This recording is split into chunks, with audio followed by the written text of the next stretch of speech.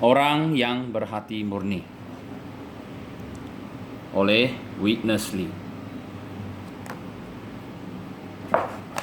Buku ini merupakan koleksi mesej yang disampaikan oleh Dekbang Witness Lee, hamba Tuhan di Taipei pada tahun 1950. Buku ini mengandungi 10 mesej yang meliputi jalan untuk seseorang yang telah diselamatkan itu maju dalam hayat, yaitu dia perlu berhati murni, menyingkirkan selubung, mengaku dosanya, memohon pencahayaan Tuhan, mempersembahkan diri kepada Tuhan, menanggulangi zimanya, hidup di hadapan Tuhan, dan mempunyai pelayanan yang wajar dalam Kristus. Setelah terpendam setengah abad lamanya, kini semua mesej ini telah diterbitkan dan kelimpahan hayat yang terkandung dalamnya dibebaskan semula. Isi kandungan buku ini merupakan pedoman yang baik bagi orang Kristian yang ingin maju dalam hayat Kristus selepas diselamatkan. Semoga Tuhan memberkati segenap pembaca buku ini agar mereka berhati murni dalam hal mencari Tuhan.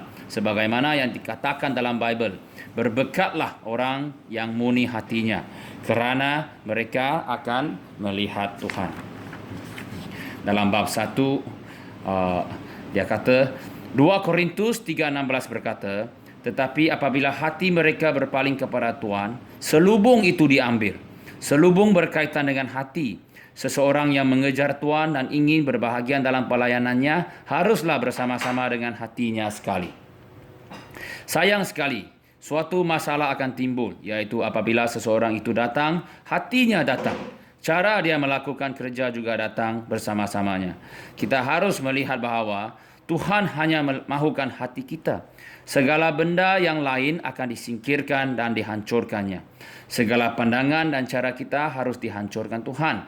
Dia hanya mahukan hati kita. Dari mula lagi, Tuhan hanya mempunyai satu tujuan dalam kerjanya, yakni menggarapkan dirinya ke dalam kita. Atas sebab ini, dia perlu mendapatkan hati kita supaya dia dapat menggarapkan dirinya ke dalam kita.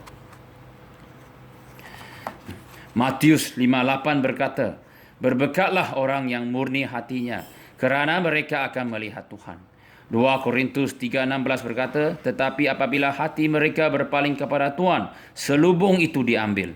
Dua ayat ini mewahyukan bahawa jika seseorang ingin melihat Tuhan dan menerima pencahayaannya, perkara yang paling penting ialah dia tidak ditutupi apa-apa benda, ataupun dia telah menyingkirkan penutupnya.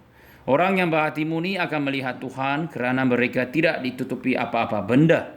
Selubung yang ada pada muka seseorang menutupi matanya, tetapi setelah selubung itu diambil pergi, orang itu dapat melihat cahaya.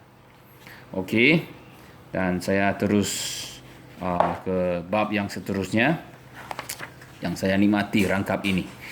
Persembahan diri merupakan permulaan segala pengalaman. Okey. Selepas seseorang diselamatkan, jika dia ingin mempunyai pengalaman yang kaya terhadap Tuhan, langkah pertama yang perlu diambilnya ialah mempersembahkan diri. Jika seseorang tidak menyerahkan dirinya kepada Tuhan selepas dia diselamatkan, dia tidak dapat mengambil jalan Tuhan. Jika kita ingin doa kita termakbul, itikad amat penting. Namun orang yang tidak pernah menyerahkan diri kepada Tuhan sukar hendak mempunyai itikad. Hanya orang yang benar-benar mempersembahkan diri kepada Tuhan itu mempunyai itikad yang benar. Selepas kita mempersembahkan diri kepada Tuhan secara mutlak, itikad akan datang. Itikad datang daripada persembahan diri.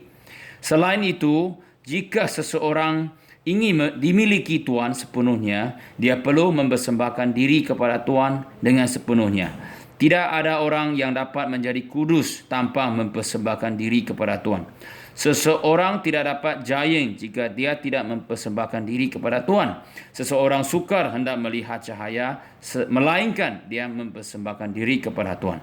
Sejauh mana kita berjalan di hadapan Tuhan, sama sekali bergantung pada persembahan diri kita. Hati manusia selalunya cenderung kepada dunia. Hanya apabila hati manusia berpaling kepada Tuhan, barulah Tuhan menyinarinya dengan cahaya. Okey.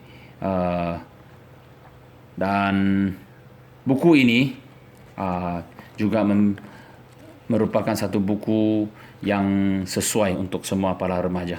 Okey, yang pemuda-pemudi, kami harap semua akan dapatkan buku ini, dan kita berdoa kepada Tuhan agar kita menjadi seorang remaja ataupun pemuda ataupun pekudus yang berhati murni.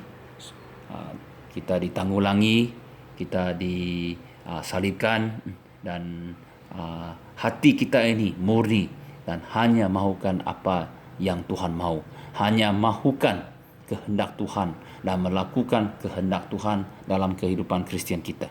Okay, semoga pengenalan yang ringkas ini sebab sedikit membekali semua dengan sedikit peringatan kita sebagai seorang Kristian untuk menjadi seorang yang berhati murni. Sekian, puji Tuhan.